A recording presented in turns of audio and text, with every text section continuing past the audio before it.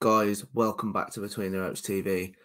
This morning, we've woken up to the news that apparently Tyson Fury and Dillian Whyte has had an official purse split order of 80-20 in obviously Tyson Fury's favour.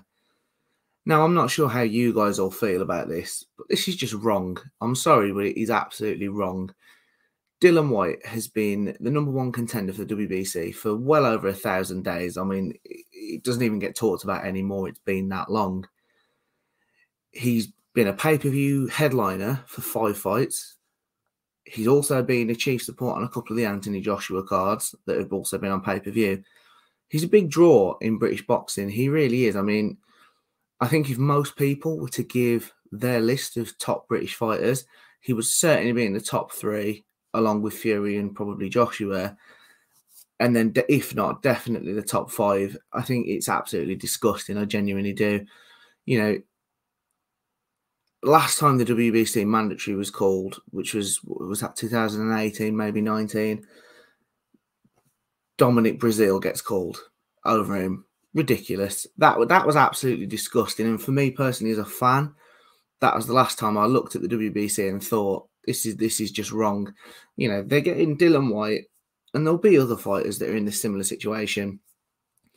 They're paying sanctioning fees on their fights to get the rankings. How many times has Dillian Whyte done that? They'll have had a lot of money out of Dillian Whyte. You know, pay-per-view cards. Obviously, he'll be paid more. He's a well-paid fighter. They'll have had a lot of money out of him. And all they've got to do in return is treat him fairly and give him his shot that he's earned, let's just say. He's got a better resume than Deontay Wilder ever had.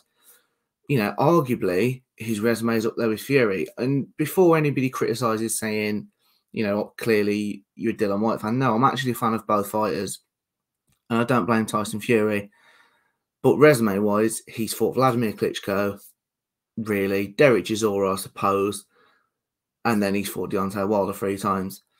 That's it. You know, within time, we may say, oh, well, he did fight Otto Wallin as well, because he does look to be a good fighter. But right now, Dillian Whyte has been in with Povetkin twice, and people will say he's older and past it, but he's still a good fighter. And, you know, at heavyweight, the power's the last thing to leave you, as Dillian Whyte found out.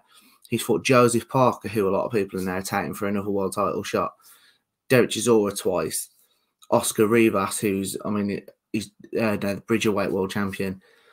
But, you know, the resume is there. I'm sorry, but this is just wrong. As an interim champion, he's potentially entitled up to a 55%, 45% split, obviously in Fury's favour. Frank Warren came out and said, oh, well, he lost the interim title. Well, yeah, he did, but then he got it straight back in the rematch, so I don't really see the point of that. You know, that's they're going to be pushing for the 80-20, which by the sound of it they've got. And, you know, I'm not going to knock either promoter because I totally understand, as anybody would, you're going to push for the best deal for your fighter. That makes total sense to anybody.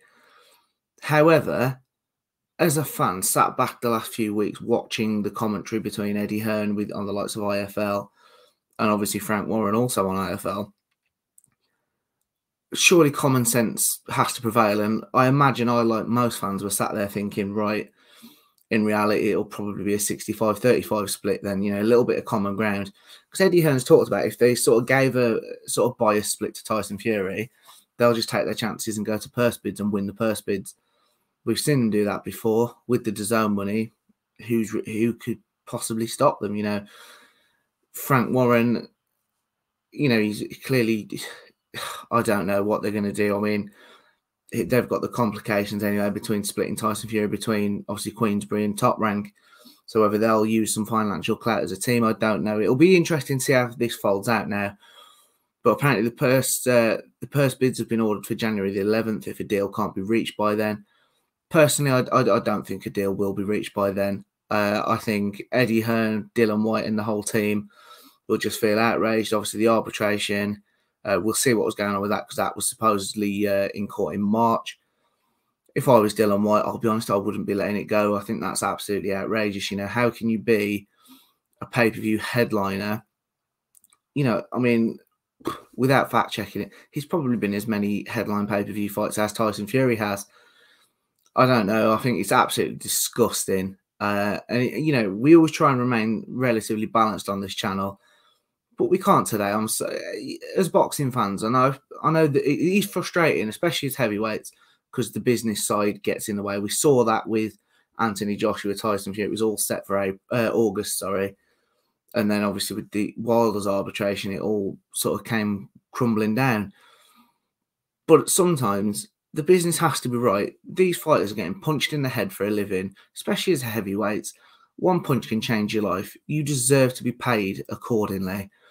And Dillian Whyte's not getting that, it doesn't look like. I mean, Bob Arum a couple of days ago in another interview was saying that, you know, Whyte's team are greedy. Well, of course they're greedy. They've had to wait over 1,000 days for this shot. I mean, and that was ages ago. By this point, it could be like 1,500 days. It's ridiculous how long they've had to wait. Of course they're going to want to get paid.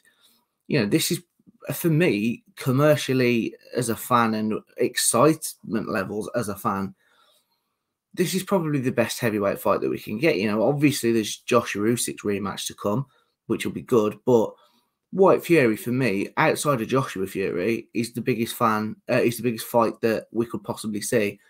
And we're excited for it. So he's going to want to be paid. I mean, we'll wrap it up there, guys. And I suppose I should say, before Scott and Ben have a pop at me, we are ever so close to that 200 subscriber mark now. So please hit that button, hit that like button, and let me know in the comment section, because, you know, this is a controversial topic and no doubt different people will think different things. So let us know what you guys think.